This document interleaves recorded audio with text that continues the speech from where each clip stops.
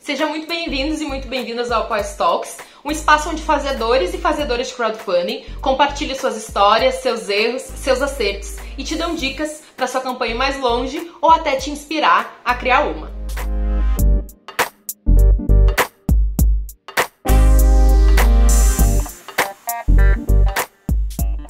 Muito prazer, eu sou Renata Batistelli, sou Head de Marketing no Apoia-se e hoje o nosso papo vai ser sobre jornalismo independente. Quem eu trago aqui para conversar com a gente é a Thaís. A Thaís é jornalista e editora do Nonada.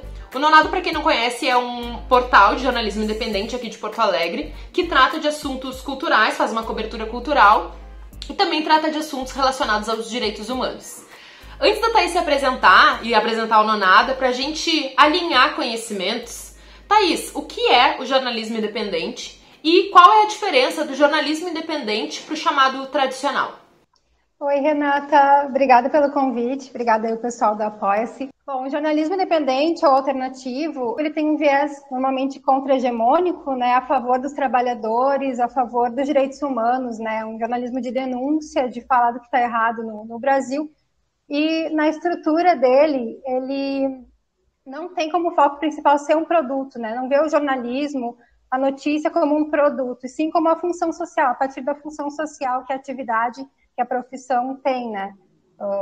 Então, a questão comercial acaba ficando em segundo plano. Assim, o foco principal do jornalismo alternativo independente é entregar o conteúdo, né? A reportagem, normalmente, que é mais trabalhada, tem mais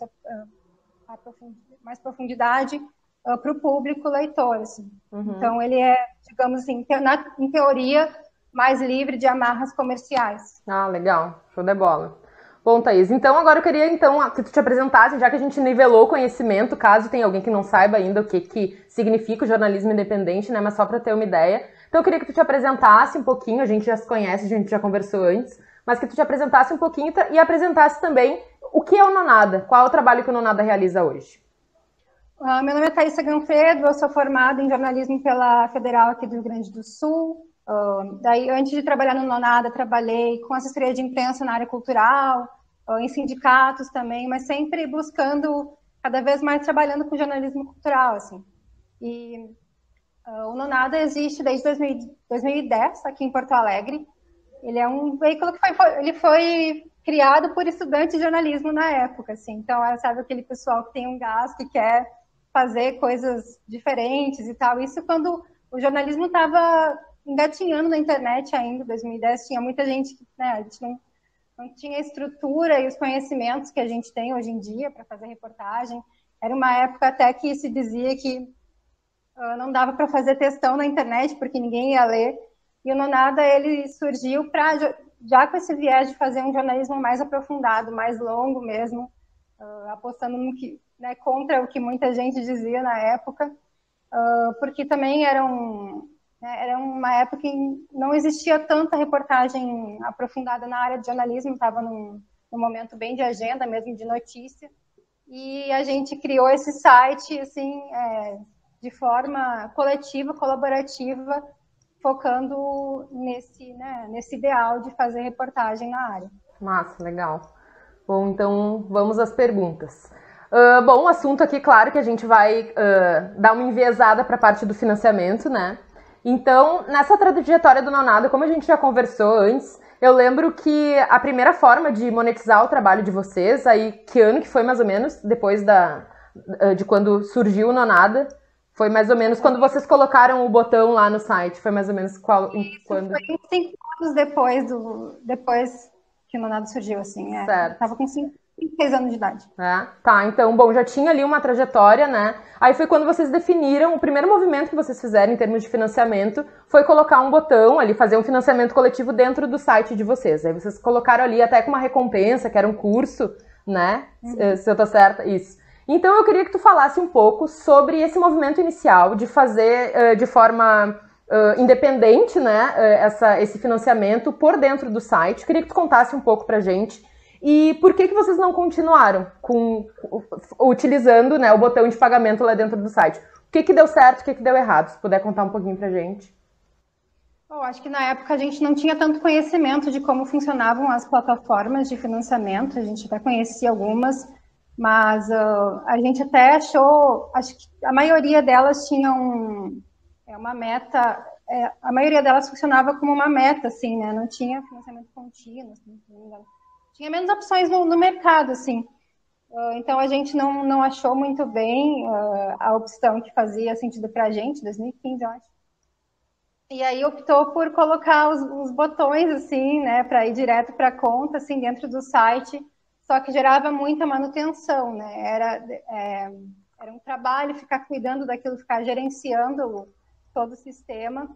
Funcionou porque a gente colocou uma recompensa que foi o nosso primeiro curso de jornalismo alternativo. Então, as pessoas se interessaram muito até, a gente surpreendeu. A gente lançou o curso como recompensa, até teve 2 turmas, até que lotou, né? Foram 2 turmas que a gente conseguiu lançar. E ele funcionou por causa do curso, assim, basicamente. Então, acho que, depois disso, a gente meio que não conseguiu ter força suficiente para manter o financiamento dentro do site, assim, né? Para divulgação. Sim, porque era muito manual também, né? E todo o gerenciamento também era feito por vocês, assim, né? Isso, a equipe, né? E a gente é uma equipe só de jornalistas, a gente não tem conhecimento na área, então acabou ficando bem pesado, assim. Massa. Bom, quando vocês entenderam que o Nonada estava pronto para começar uma campanha de financiamento coletivo? Eu creio que essa possa ser uma dúvida de várias pessoas, né? Vários jornalistas até que tenham portais independentes, assim, e que estejam buscando pelo financiamento coletivo como uma alternativa, mas que não estão se sentindo prontos. Então, tu, com a experiência que vocês têm do Nonada, eu queria que tu falasse um pouco de quando vocês entenderam que estavam prontos e quais foram esses fatores que fizeram vocês se sentirem seguros na hora de lançar uma campanha. Eu lembro que tu tinha falado ali que tinha um lance de insegurança, mas eu queria que tu trouxesse esses pontos, esses fatores, né, que fizeram, bom, agora a gente pode lançar uma campanha, o que fez, e se de repente vocês não estavam seguros mesmos, e foi mesmo assim. Então, se tu puder contar um pouquinho dessa história pra gente. Bom, depois de alguns anos fazendo, a gente criou o Nonada fazendo jornalismo de forma colaborativa, sem pensar nenhuma maneira na renda que isso poderia gerar, assim. E aí, depois de alguns anos, a gente começou a ver outros sites surgindo, né? Principalmente a partir depois de 2003, com a Mídia Ninja e alguns outros veículos de jornalismo que se impulsionaram, e começaram a criar uma estrutura financeira mesmo, né? Para ter sustentabilidade. Aí a gente começou a pensar também no Nonada como né, na fonte de renda que a gente podia inserir dentro da nossa estrutura, até para crescer também, né, para fazer ainda mais jornalismo. E aí, dentro disso, a gente pensou nessa segunda campanha, já procurando uma plataforma, e acho que foi muito assim, será que agora, acho que agora a gente está tendo reportagens mais relevantes, está tendo um público mais ativo também, e aí a gente lançou, a gente ainda não sabia se ia dar certo, assim, quando a gente lançou, porque acho que é uma coisa que quem vai lançar nunca espera, né? A pessoa nunca sabe será que vai ter gente apoiando ou não. Mas a gente resolveu lançar mesmo assim, também tem o apoio, né, dos amigos e tal, e dos conhecidos, e do pessoal que já falava com a gente, já falava do nosso trabalho, ajudou bastante, assim, nos deu confiança para lançar essa campanha daí já numa plataforma. Eu lembro que no papo que a gente teve, tu tinha falado que vocês estavam até meio inseguros porque não tinha ninguém que lidava com marketing, que era tudo jornalista, né? Quem vai fazer a divulgação? Então essa é um case, na verdade, que deu certo, né? Claro, a divulgação ela é super necessária, mas existe um background, assim, outros fatores e outros elementos que são fundamentais para que a campanha dê certo. Claro, o conhecimento em divulgação e marketing, ele também é importante, mas não é só baseado nisso, né? Existem outros fatores também que influenciam. Então, pegando o gancho dessa pergunta, tem alguma ação que vocês acreditam que foi um diferencial para o sucesso da campanha de vocês? Aí pode ser divulgação, desenho das recompensas. O que tu acha que foi fundamental para vocês hoje estar aqui conversando com a gente? Porque a ideia de a gente chamar aqui no Talks são campanhas que são cases de sucesso, que já tem uma experiência legal dentro do financiamento coletivo e possa compartilhar. Então, o que tu acha que foi fundamental, assim? Não fundamental, mas que foi importante para que vocês tivessem sucesso na campanha de vocês? Com certeza as recompensas, porque apesar... apesar de a gente ser jornalistas, né, a gente não tem ninguém do marketing aqui, não conseguiu fazer uma divulgação forte, tinha que focar nas matérias, no dia a dia da reportagem, e não conseguiu dar muita atenção para a divulgação. Mas pensar nas recompensas foi fundamental, assim, acho que principalmente para quem cria conteúdo ou para quem faz jornalismo, dá para criar muita recompensa interessante de acordo com a área que tu atua, né? No nosso caso, a gente fez os cursos lá de jornalismo, mas também dá para criar muita recompensa física legal, de música mesmo. Então, acho que isso engaja bastante os apoiadores. Também tem o fato de que o pessoal apoia para apoiar o projeto, né? Para apoiar institucionalmente aquele grupo que está fazendo um trabalho legal e tal. Mas acho que as recompensas, né? Oferecer um serviço também dentro da plataforma foi fundamental. Legal. E esse curso também, como é que vocês aí, agora a dúvida mesmo, como que vocês pensaram nessa recompensa, assim? Era uma demanda que vocês já sentiam? Ou por vocês, até por serem jornalistas, vocês viram que era interessante? Como é que foi a definição dessa recompensa? Essa principal, que é o curso, que foi, né, o pontapé inicial para vocês ali, quando vocês começaram a fazer esse financiamento dentro do site de vocês. Como que foi criado?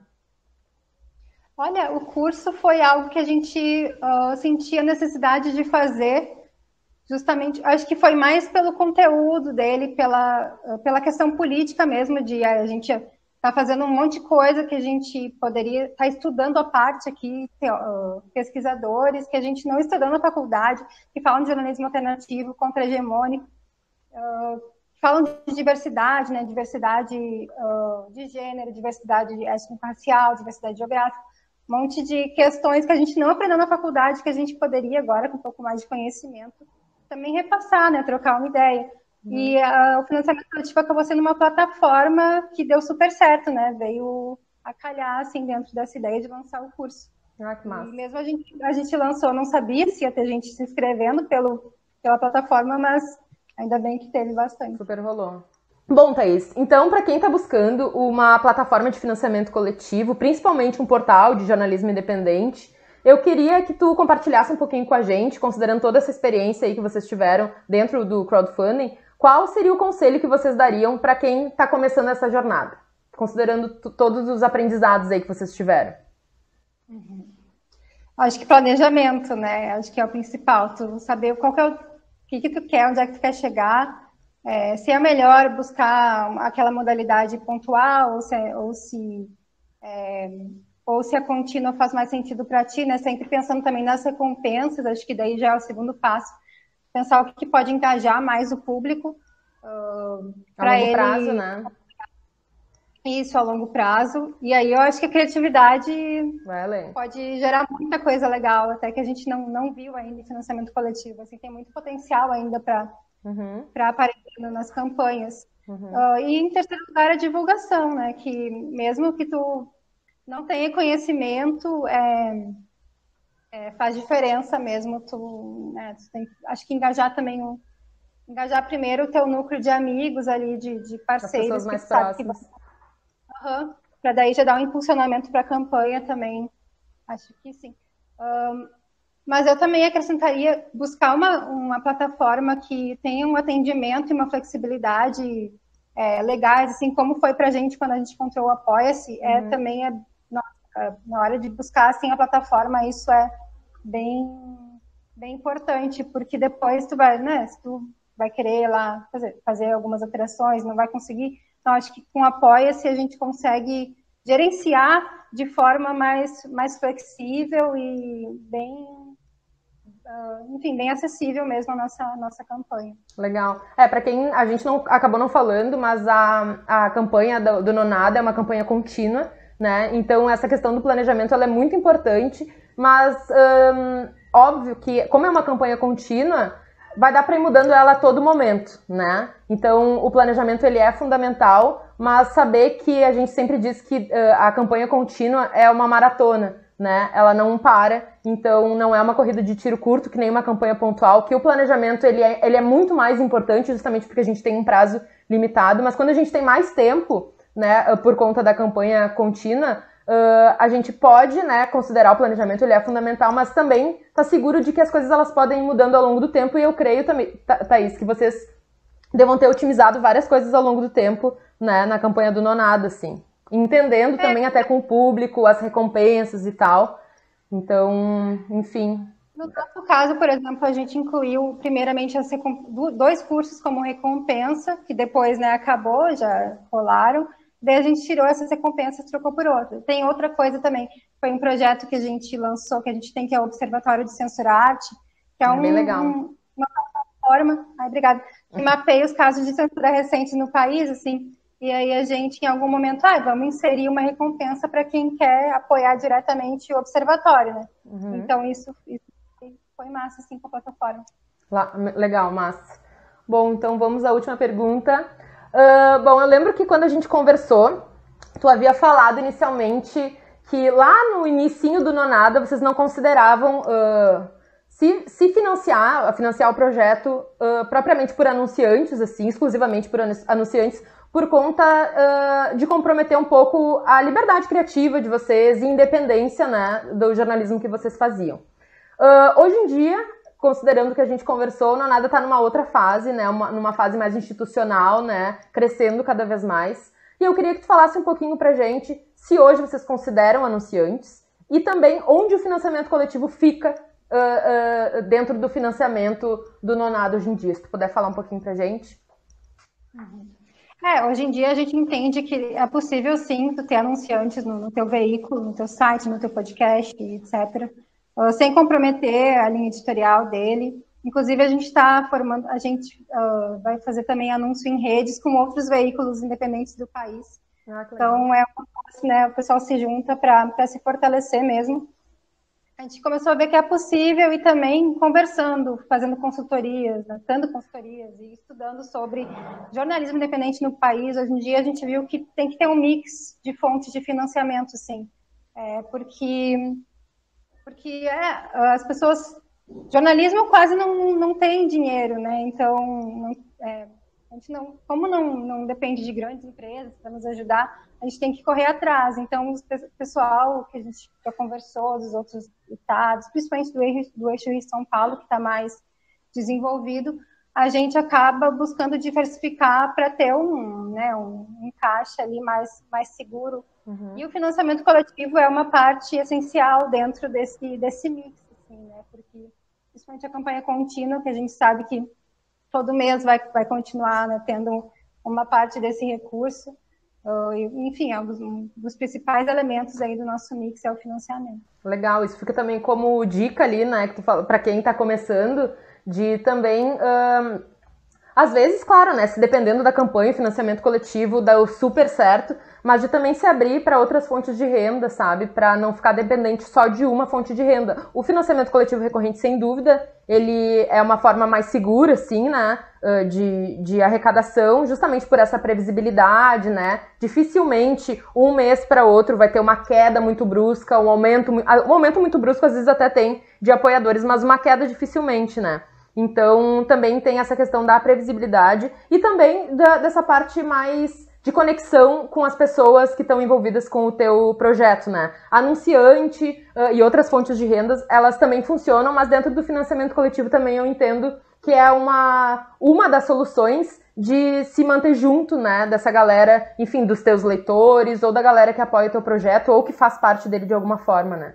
Então... eu acho que o financiamento ele pode funcionar muito bem como um eixo, né, que tu tem, como tu falou, todo mês lá aquela renda que tu sabe que vai entrar e daí ao redor dele tu vai agregando, né, no nosso caso, editais que a gente se inscreve na cultura, prêmios de jornalismo e tal. Então tá, Thaís, infelizmente nosso papo foi curto, mas eu queria te agradecer muito por ter aceitado participar aqui com a gente. É um prazer, a gente já conversou uma vez e a troca foi muito legal. Eu particularmente adoro Nonada, assim, e a gente tem um carinho especial também por a gente ser vizinho, assim, aqui de Porto Alegre, né? Então a gente sempre tem um carinho que puder, e o que a Apoia-se puder fazer também, né, para potencializar também esses fazeres, né, mais regionais também a gente faz. Então é isso, muito obrigada, valeu aí por participar desse papo com a gente. E pode ficar com a palavra, e se tu quiser, enfim, pedir pra galera conhecer o Nonada, fica à vontade. Eu que agradeço bastante o papo, Renata, foi massa até as outras conversas que a gente vem tendo também.